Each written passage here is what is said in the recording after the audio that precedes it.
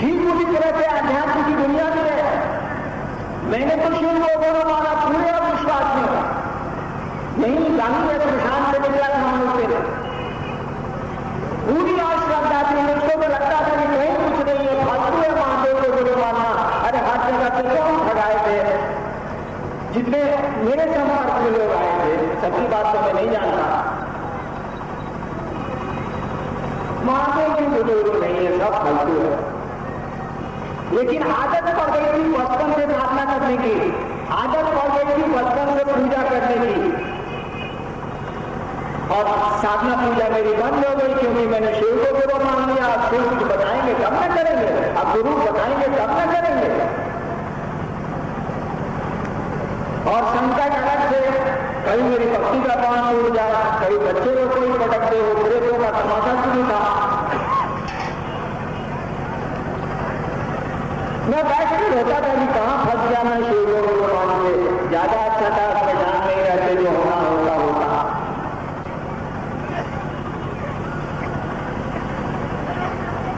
जब धीरे धीरे मेरी स्थिति खराब होने लगी, तब 1 साल के बाद, ठीक 1 वर्ष के बाद, मेरी शर्त थी कि आसमान से उतरेंगे आप तो कुछ नहीं सीखेंगे, आदमी के रूप में आएंगे तो कुछ नहीं सीखेंगे। तुर्की मुजफ्फरपुर में शाम का समय था, मैं बैठा था, हवा का एक झोंका सांस के मंत्र को चढ़ाते हुए आया और सांस निकली तो चला गया। मंत्र आपको मालूम है, आप लोग सभी जानते हैं।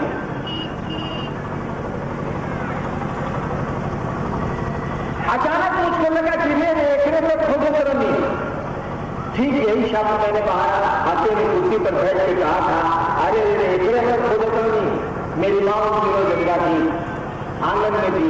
आंगन से उन्होंने पूछा कहा बुलाई रहा हो।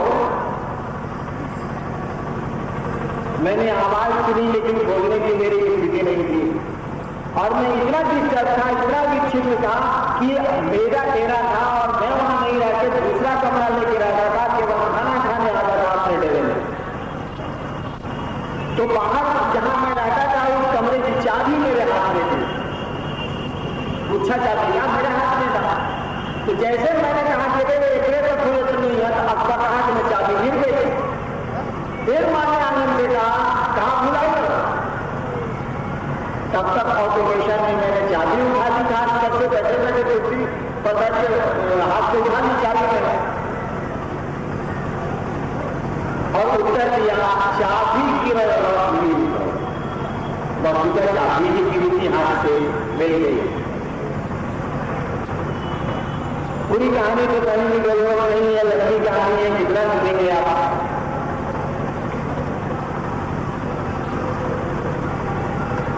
और मेरे साथ चमत्कार शुरू हुए। मैंने चमत्कार के लिए गुरु माना था शिव को। पहले के गुरुओं के पास ही मैं गया था चमत्कार सीखने के लिए, खुद ही मैं चमत्कार कर गया था। शिव को मैंने गुरु माना, 1 वर्ष तक कहीं कुछ नजर नहीं आया।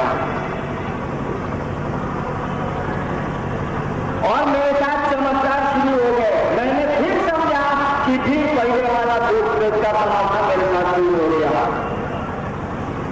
तब तक मैं वीडियो हो गया, डिप्टी कलेक्टर हो गया बिहार सरकार में। सरकार ने मुझको पढ़ाने जिले में एक ब्लॉक का वीडियो बना दिया। आज भी वो ब्लॉक के थाना है, सराहा है, स्टेशन डायरी एंट्री है। शिव को मैंने गुरु माना, 5 साल बीत गए, मंत्र भी मुझको मिल गया है और प्रेतों का उत्पाद जारी है। जो प्रेत 13 साल से थे और आरा गांवी प्रशांत में जिनका साथ मैंने छोड़ा,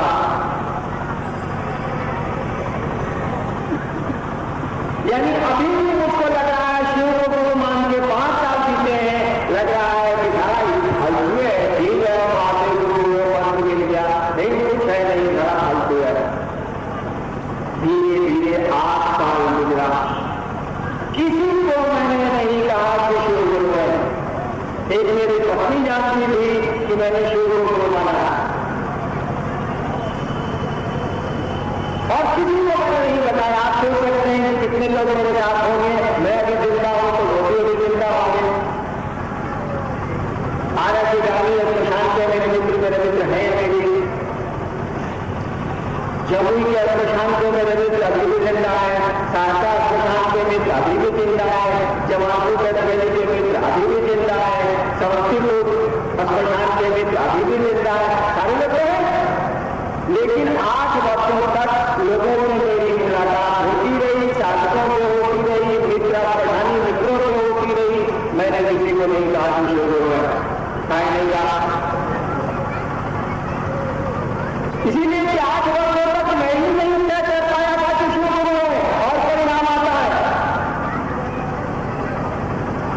1982 में मेरी बदली हो गई मधेपुरा जिले में मजिस्ट्रेट के रूप में। करीब 21 साल बीते, 21 साल हो गया। वहां के मजिस्ट्रेट साहब वो लोधी साहब के साथी हैं, अभी आपसे लोधी साहब हो गए थे, हम लोग दोनों मधेपुरा में मजिस्ट्रेट थे, कोई तरह की तरह। जब मैं मधेपुरा गया तो वहां तो श्मशान में गिरायपुर में पहुंचा था और श्मशान में साधना करता था। लोगों से मेरी मुलाकात हुई, अभी तो उनसे एक आदमी यहाँ से माननीय मंत्री भी है, उनसे मेरी मुलाकात हुई और उनको मैंने पहली बार कहा कि दादा महादेव को गुरु है, मुख्य श्मशान में 40 साल से समय पिता श्री गुरु मानी। और तब मधेपुरा में जब मैंने पहली बार लोगों को कहा कि श्री गुरु है, तब लोगों ने कहा कि जानते हैं महादेव गुरु। मुझको पहली बार मालूम हुआ मधेपुरा में 1982 में श्री गुरु मानने के 8 वर्षों के बाद कि महादेव गुरु है, लोगों को ही बात पता है। शिव गुरु है, लोगों को ये जानकारी है। तब मैंने किताबें उल्टी की, किताबों में कहां लिखा है कि शिव गुरु है। जब किताबों को उल्टा मैंने, पुस्तक के पन्ने उल्टे मैंने शास्त्रों के और आध्यात्मिक पुस्तकों के पूरे शास्त्र बोले शिव गुरु के बारे में। वो उपनिषद कहती है, पुराण कहते हैं, सब लोग कहते हैं शिव गुरु है। जगत गुरु नमः तुभ्यं नाम गुरु नमः, हे जगत के गुरु तुमको प्रणाम है, हे गुरुओं के गुरु तुम्हें प्रणाम है। और 1982 से धीरे धीरे ये बात 1 से 2 कानों में गई, 2 से 3 कानों में गई कि महादेव गुरु हैं और उनसे शिष्य के रूप में हमारा आपका संबंध बन सकता है, उनके हम आप शिष्य हो सकते हैं। और सीधी व्याख्या है, जगत गुरु का मानी क्या होता? किसी के बारे में अगर कहा जाए कि ये जगत का गुरु है, किसी के बारे में कहा जाए कि ये जगत का डॉक्टर है, इसका अर्थ क्या होता है? इसका अर्थ होता है कि जगत के एक आदमी को ये हक बनता, संसार के एक व्यक्ति को यह अधिकार बनता कि उस डॉक्टर से, जो जगत का डॉक्टर है, जगत का चिकित्सक है, अपना इलाज करा सके। कोई रोक टोक नहीं होगी, कोई बंधन नहीं होगा। ठीक उसी तरह से जगत गुरु शब्द का अर्थ होता है, जबकि जगत का कोई भी आदमी केवल होना चाहिए, वो किसी धर्म का हो, किसी जगह का हो, किसी जाति का हो, किसी रंग का हो, कितना हो अमीर हो, कितना हो गरीब हो, किसी स्थिति का हो, उसको ये छूट है, उसको ये स्वतंत्रता है, वो फ्री है कि उस जगत गुरु को, जिसके बारे में कहा जाता है कि ये जगत का गुरु है, उसको अपना गुरु बना सके, उसका शिष्य वो बन सके।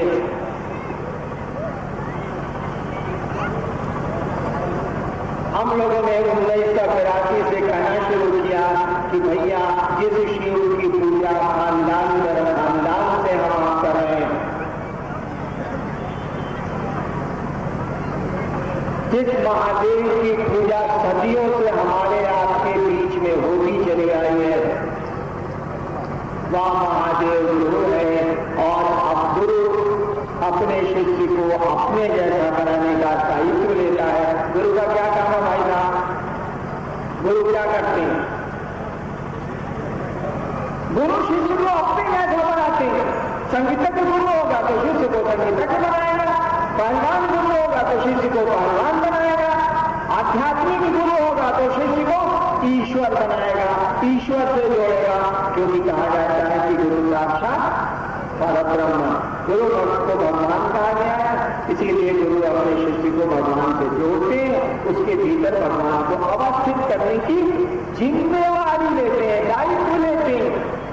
गुरु का काम केवल मंत्र बतलाना नहीं है, जिस तरह से डॉक्टर का काम केवल इलाज करना नहीं है। अगर इलाज करना डॉक्टर का काम होता तो इलाज करने के बाद जब बीमारी हमारी आपकी नहीं ठीक होती है तो हम लोग डॉक्टर बदलते हैं कि नहीं बदलते हैं। डॉक्टर का काम केवल इलाज करना नहीं है, इलाज करके रोग को हटाना है, रोग से मुक्त करना है।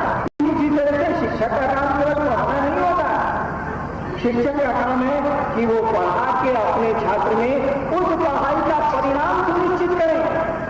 एक साल पढ़ाऊंगी ले जा फिर लैला चलो, लैला के गार्जियन मास्टर आज से बदलती हूँ, स्कूल बदलती हूँ कि दूर एक साल पढ़ोगा तो ना पास करेगा, बदलते जाने स्कूल। ठीक उसी तरह से गुरु का काम केवल साधना बतलाना नहीं है, गुरु का काम केवल प्रक्रिया और मंत्र बतलाना नहीं है। गुरु को तो सुनिश्चित करना पड़ता है कि उसका शिष्य शिव हुआ या नहीं हुआ, उसको शिव बनाने की जिम्मेवारी गुरु को लेनी पड़ती है। आज शिव के गुरु स्वरूप की इस डिग्री पर जरूरत है, इस अंश की जरूरत है कि हम आप कल्पना नहीं कर सकते। जिस शिव जिस देवताओं की पूजा हम दिन रात करते हैं, जिन देवताओं की पूजा की पद्धतियों से हम लोग कई 100 वर्षों से जुड़े, 1000 वर्षों से जुड़े, उनकी संगति का कोई परिणाम हमने आपसे नहीं निकल रहा है।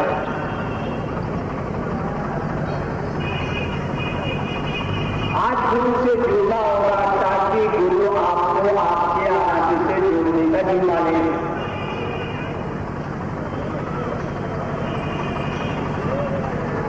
और जब शिव ही गुरु है, कहा जाता है कि चन्ना मामा सबके मामा शिव घर के बाबा।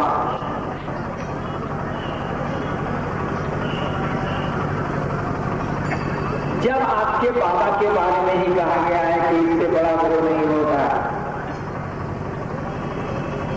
लोग देवघर जाते हैं, हम लोग क्या शिवालय में दरखास्त देते हैं कि बाबा धाम जाना है, 2-3 दिन का हमको आकस्मिक अवकाश दिया जाए। नहीं लिखते हैं लोग कि हमको देवघर जाना है, बाबा धाम जाना है। यानी बाबा धाम से आप पूछ जाइए कि बउआ जाएंगे देवघर, कहा ही जाता है। मैंने कहा मेरी चन्ना और सबके मामा शिव घर के बाबा।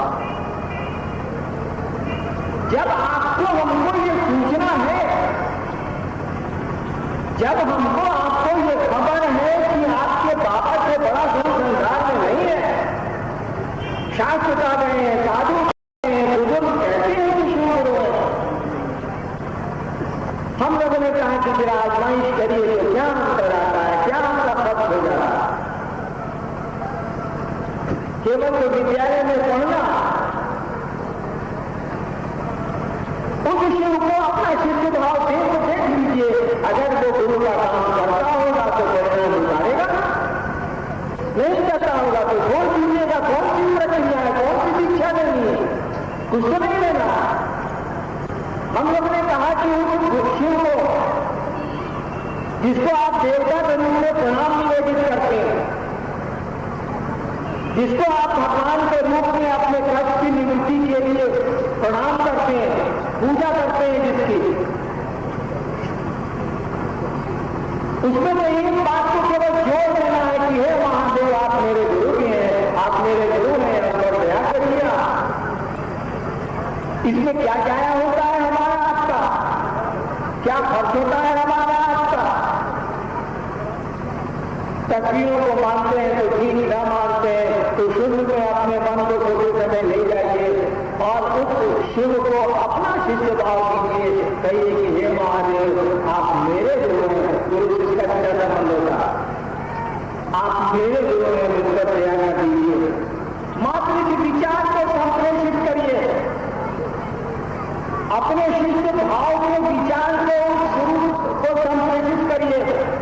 जैसे आप कहीं होते हैं, महादेव को प्रणाम कर लेते हैं, अपने दुख तकलीफ को प्रेषित कर देते हैं, ठीक उसी तरह से उस गुरु सत्ता को या संप्रेषित करिए कि वो आपका गुरु है, आप उसके शिष्य हैं। धीरे धीरे जैसे आपके मन में वह विचार, शिष्य का विचार थोड़ा गाढ़ा होगा, थोड़ा मजबूत होगा, थोड़ा मजबूत होगा, अगर शिव गुरु है तो वहां से एक धारा चलने लगेगी और आपको परिणाम झलकने लगेंगे। वो तो गुरु है, हमको आपको केवल शिष्य होना, और शिष्य तो मन बनेगा ना भाई साहब। चेला तो कपड़ा नहीं बांध सकता, रुद्राक्ष का कंगन हाथ में बांध लेने से कोई महादेव का चेला थोड़े ही हो जाए। शिष्य तो मन बनेगा, न आपका कपड़ा बनेगा, न आपके आभूषण बनेंगे, न आपका रुद्राक्ष बनेगा। चेला तो बनना है मन को, शिष्य